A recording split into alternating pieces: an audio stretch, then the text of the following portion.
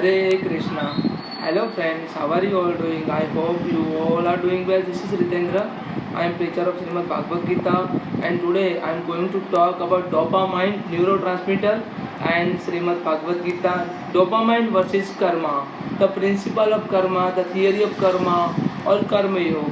Dopamine versus karma yoga. But before I start my lecture, I would like to introduce Srimad Bhagavad Gita. This is Srimad Bhagavad Gita as it is written by S.C. Bhaktivedanta Srila Mahaprabhupada from ISKCON temple, and I would have to say Srimad Bhagavad Gita is neither religious book nor spiritual book, but a true sense pure book of science and humanity.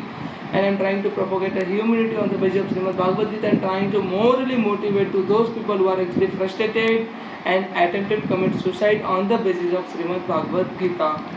So let's get into dopamine and karma. Dopamine versus karma. Srimad Bhagavad Gita and neurotransmitter. So let's get into कर्मण्यवधिकारस्ते मा फलेषु कदाचन मा कर्म फल हेतुर्भु मा ते संगोस्व कर्मणि. Lord Krishna here stated, verse number 47, chapter number 2. Lord Krishna here clearly stated, कर्मण्यवधिकारस्ते मा फलेषु कदाचन मा कर्म फल हेतुर्भु माते संगोस्व कर्मणि. Here, this is a probably most popular slok of Srimad Bhagavad Gita. Here, the meaning of this particular verse is you have right to work only. Lord Krishna here directly stated you have right to work only, but never to its fruits. Let not the fruits of action be your motive, nor let your attachment be to not in action. It is of course not worthy that while the Bhagavad Gita is considered a religious book, but its a central message is anything but religious. Instead, it is really a book about you and me, and also about humanity and how you should live a life. हमें जिंदगी कैसे जीना है वो हम भागवत गीता से सीखते हैं. Shrimad Bhagavat Gita is not religious book.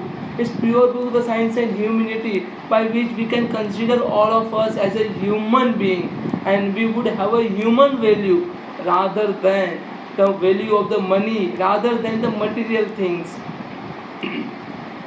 Lord Krishna talks here to Arjuna, but anyone who reads Srimad Bhagavad Gita with an open mind will have a very distinctive and personalized experience. Whoever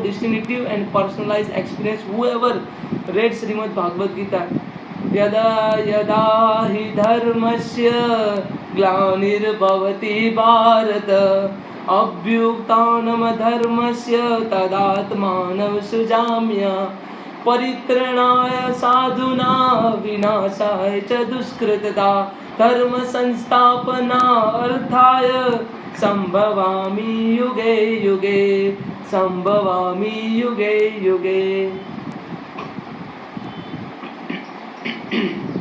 Very core of the human experience is Srimad Bhagavad Gita. At every stage in our life, we feel a strong attraction to the fruits of action, be it in form of money, respect, love, luxury, material possession, power, or even the resolution of the negative emotion like envy and vengeance. The list is endless. It can disturb you to not end when your desires are unfulfilled, or best effort to cannot win you the fruit of your pursuit. This sloka karmanyavadhikaraste ma phalesu kadachana ma karma phal heturabhu ma te sangosva karmani. This sloka on other hand brings out the beautiful thought. Selfless action is its own reward. Selfless action has its own reward. The sloka neither tell you to give up your action. In the fact, Indian tradition see karma as a duty. नियतम कुरु कर्म त्वम कर्म जाया ही अकर्मण शरीर यत्र pitch तेना परिषद्यते न तु अकर्मण. नियतम कुरु कर्म त्वम Perform your prescribed duty, perform your duty. To working is better than not doing anything, not working. And no one can maintain his or her physical body without performing his duty, without working. So in order to maintain our physical body, we all have to perform our prescribed duty. In a Christian concept, as you sow, so shall you reap, means as you sow shall you reap, tit for tat.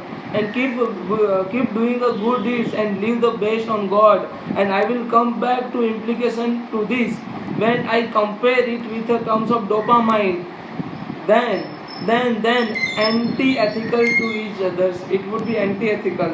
Dopamine and what is a life without reward. Selfless action is a fantastic concept in the theory. It is a true liberation from the human miseries. It's a true liberation from human miseries. If we really want to make ourselves free from all the miseries, we all have to perform our prescribed duty. We all have to perform selfless action. But practically, we know that reward is undeniable component of human beings. Here, reward is undeniable component of human beings. We do a lot of what we do to either win or carrot or save ourselves from the stick. Scientists have done extensive research on the reason why human works in this manner and have come up with an interesting experiment and outcome. What is dopamine? First, let's get into dopamine. Let's come to know about dopamine. What is dopamine? Dopamine is a type of neurotransmitter. Dopamine is one of the neurotransmitter type of one of neurotransmitter.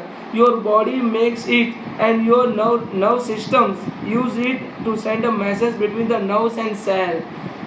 Neurotransmitter can be used to send a message within the two nerve cells, and that's why it's sometimes called as a chemical messenger. Dopamine plays a pivotal role in how we feel pleasure. It's a big part of our unique human ability to think and plan. It helps us to strive, focus, and find things interesting. Without getting too much into the science of it, I would have to discuss about the impact of dopamine through the rather extreme example of an experiment undertaken by 1954 by scientists James Olds and Peter Milner.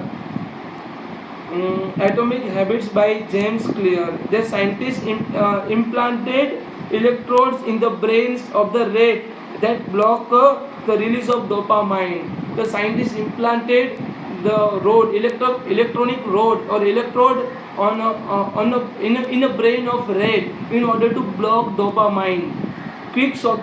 Quite shockingly, these rats lost the will to even live. If the dopamine has been blocked, then we will surely live, we will surely renunciate, we will surely abandon the willing of our living to live. Think of all the possible essential pleasure of their lives, and they had no interest whatsoever left, and even stopped eating and drinking. They could experience pleasure, but desire had died. And a few days, so did the rats. Means the rat died. In other experiment, though, when scientists accelerate the flow of dopamine, they have found animal to perform a task with a breakneck speed. Dopamine is not just accelerated when you receive an award, but also when you anticipate it. Things of drugs, cigarette, gambling, alcohol, junk food, video games, not just why you love them the first time, but also when repeated exposure get you habituated. On the positive side, the passion for the fruit discussed earlier certainly drive us to push a envelope and attain the grand height of achievement. Some would argue that the desire for fruit is very essence of the human progress. Desire of the fruit is very essence of human progress.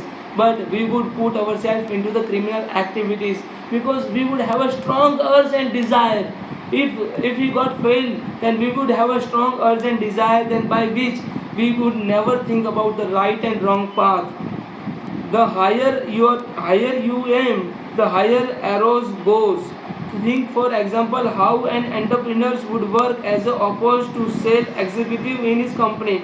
Taking the comparison further, and how would the sales executive work compared to the person in the administrative role?